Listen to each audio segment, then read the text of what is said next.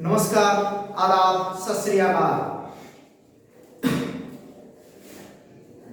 एक बार फिर हमारे विवेकानंद पब्लिक उच्च माध्यमिक विद्यालय गैरसिंहपुर के ऑनलाइन प्लेटफॉर्म पर आप सबका हार्दिक अभिनंदन है।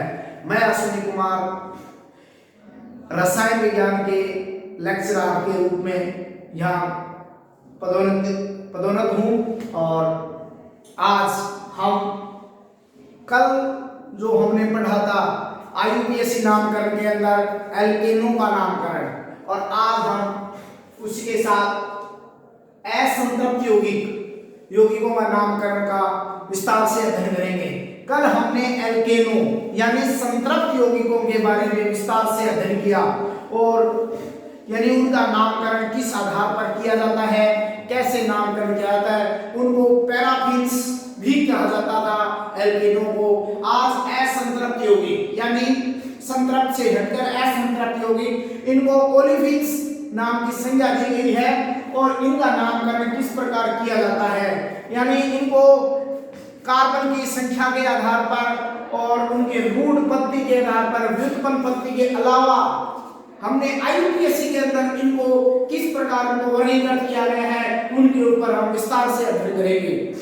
जैसा कि आपके सामने विदित है कि IUPAC के अंदर असंतृप्त यौगिकों के नामकरण के कुछ महत्वपूर्ण नियम हैं। जैसे पहला ही नियम आता है कि कार्बन कार्बन द्विबंध या त्रिबंध युक्त लंबी श्रृंखला का चयन किया जाता है, यानी जिस यौगिक में, जिस कंपाउंड में कार्बन युक्त डबल बॉन्ड हो या ट्रिपल बॉन्ड हो, वैसी सबसे लंबी स्तर एकल श्रृंखला का चयन किया जाता है। जैसा कि फर्स्ट एग्जांपल में आपको दिखाई दे रहा है CH3 CH2 CH CH2 CH3 और डबल बॉन्ड के साथ में इसमें जैसा कि दिखाई दे रहा है कि कार्बन श्रृंखला सबसे लंबी श्रृंखला है, 6 कार्बन वाली श्रृंखला जिसमें डबल बॉन्ड आपको दिखाई दे रहा है। तो इस प्रकार ये कार्बन की श्रृंखला 6 कार्बन वाली सबसे लंबी श्रृंखला का हमने सिलेक्शन किया है कि ये कार्बन की श्रृंखला 6 श्रृंखला वाली कार्बन की श्रृंखला है। इसी प्रकार इस कार्बन श्रृंखला का अंकन हम उस सिरे से करते हैं जिस सिरे से द्विबंध नजदीक मिलता हो। द्विबंध जहां से हमें नजदीक लगे या पास में रहे, जिसको हम नियर बाई भी कहते हैं, जो नियर लगे हमें द्विबंध या त्रिबंध, उस सिरे से हमने कार्बन श्रृंखला का अंकन किया जाता है। तो कार्बन श्रृंखला का अंकन करते समय हम देखते हैं कि CH3 CH double bond CH CH2 CH3, इसमें कार्बन श्रृंखला का अंकन जैसा कि दिखाई दे रहा है कि हमारा कार्बन श्रृंखला का अंकन 1 2 2 नंबर पर कार्बन द्विबंध नजदीक आता है, तो अंकन हमने 1 यानी फर्स्ट इधर से करना है और यहां से अंकन शुरू किया तो 1 2 3 नंबर पर चला जाता है द्विबंध, जबकि हमने कार्बन श्रृंखला का अंकन कहां से नजदीक मिल रहा है, सेकंड नंबर ऑप्शन से। तो यहां पर 2 नंबर मिल रहा है, इधर से 3 नंबर पर, तो हमने कार्बन श्रृंखला का अंकन जहां नजदीक है 2 नंबर से, तो यहां से हम अंकन शुरू करते हैं।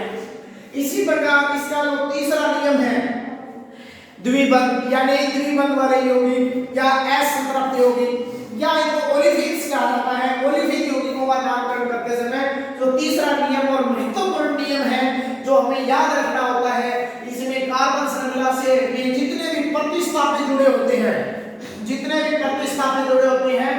जैसे मेथिल जुड़ गया, एथिल जुड़ गया, प्रोपिल जुड़ गया, ब्यूटिल जुड़ गया या हेक्सिल जुड़ गया, और इसके अलावा जितने भी प्रतिस्थापी यानी पूर्वलग्न जिसको हम कहते हैं, पूर्वलग्न क्लोरो फ्लोरो ब्रोमो आयोडो, इस प्रकार के किसी भी प्रकार के जो प्रतिस्थापी लगा हो, तो हमने उन प्रतिस्थापियों का नामकरण करते समय उनको अल्फाबेट यानी इंग्लिश वर्णमाला या अंग्रेजी वर्णमाला के जो अल्फाबेट क्रम के अंदर लिखा जाता है।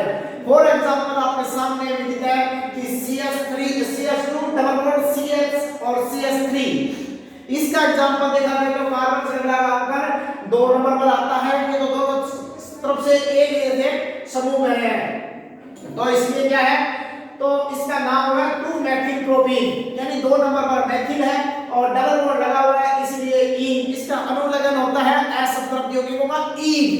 तो कार्बन की श्रृंखला 3 की है, तो 3 की श्रृंखला होती है प्रोपीन, प्रोप होती है और उसके पीछे लग जाता है ईन, तो प्रोपीन बन जाता है और प्रतिस्थापी के रूप में मेथिल समूह लगा हुआ है और 2 नंबर पर लगा हुआ है, इसलिए 2 मेथिल प्रोपीन इसका नाम है। एक अन्य एग्जांपल के जरिए और इस रूल को हम समझने की कोशिश करते हैं। CH3 डबल बॉन्ड CH2CH3 और CH2CH3, ये इस तरह का एग्जांपल है। तो इसको हम इसी रूल से समझने की कोशिश करते हैं कि इसमें प्रतिस्थापी किस प्रकार के लगे हुए हैं अल्फाबेट के अनुसार। 2 नंबर पर हमारे सामने जैसा कि दिखाई दे रहा है CH3 मेथिल समूह लगा हुआ है और 4 नंबर पर हमारे पास एथिल समूह लगा हुआ है। अल्फाबेट के अंदर देखा जाए तो मेथिल समूह M से शुरू होता है, एथिल समूह की स्पेलिंग E से शुरू होती है। तो अल्फाबेट के अनुसार देखा जाए तो E पहले आता है M की तुलना में, तो इसलिए हम क्या करते हैं कि इसका नाम देते हैं हमें 4 एथिल 2 मेथिल हेक्स 2E। देखो ये 2 पर मेथिल है जबकि 4 पर एथिल है। एथिल पहले लिखा जाएगा 4 एथिल 2 मेथिल और श्रृंखला है इसकी 6 कार्बन की श्रृंखला होती है हेक्स के साथ लग जाता है E। तो 4 एथिल 2 मेथिल हेक्स 2E इसका नाम हो जाता है। इस प्रकार हमने ओलिफिन्स या एल्कीन या असंतृप्त यौगिकों के नामकरण के कुछ महत्वपूर्ण नियमों के अंदर 3 महत्वपूर्ण नियम पढ़े। तीनों महत्वपूर्ण नियमों के बाद में जो चौथा नियम आता है इसमें कार्बन श्रृंखला के अंदर यदि कार्बन श्रृंखला में डबल बॉन्ड या ट्रिपल बॉन्ड, इसको हम द्विबंध या त्रिबंध कहते हैं, ये दोनों ही एक साथ श्रृंखला में मिल जाएं तो हमें उस श्रृंखला का क्या करना चाहिए, उस श्रृंखला का अंकन हमें कैसे करना चाहिए। ये दोनों जहां अगर मिल जाए चौथे रूल में तो हमें उस सिरे से करना है, उस सिरे से अंकन करना है जिस सिरे से द्विबंध हमें नजदीक दिखाई दे। जिस सिरे से हमें द्विबंध नजदीक दिखाई दे उस सिरे से अंकन शुरू करते हैं। लेकिन अगर ये दोनों ही सिरे से अगर दोनों ही समूह है यानी डबल बॉन्ड और ट्रिपल बॉन्ड दोनों ही अगर बराबर दूरी पर आ जाए, तो हमें जिस सिरे से द्विबंध अथवा त्रिबंध नजदीक हो, तो अगर दोनों बराबर दूरी पर आ जाए तो हमें उस सिरे से करना है अंकन जहां से द्विबंध नजदीक मिले। और लेकिन अगर द्विबंध और त्रिबंध दोनों ही हैं तो हमें जो नजदीक समूह दिखाई दे हमें काउंटिंग वहां से करनी है। जैसा कि फोर्थ रूल में दिखाई दे रहा है कि कार्बन श्रृंखला में कार्बन द्विबंध या कार्बन त्रिबंध दोनों ही हो तो अंकन उस सिरे से करते हैं जिस सिरे से द्विबंध अथवा त्रिबंध नजदीक हो। एग्जांपल आपके सामने है CH triple bond CH double bond CH3, ये एग्जांपल है।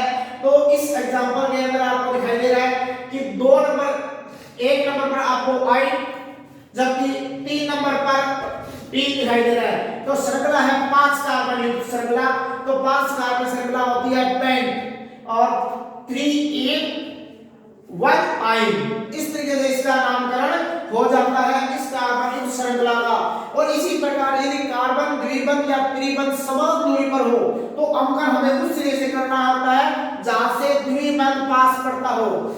For example CH3 triple bond CH3 इसका कार्बन की श्रृंखला का अंकन देखा जाए तो आपके सामने है कि इसका कार्बन की श्रृंखला 6 की है, तो कार्बन की श्रृंखला 6 परमाणु युक्त है, 6 कार्बन युक्त है।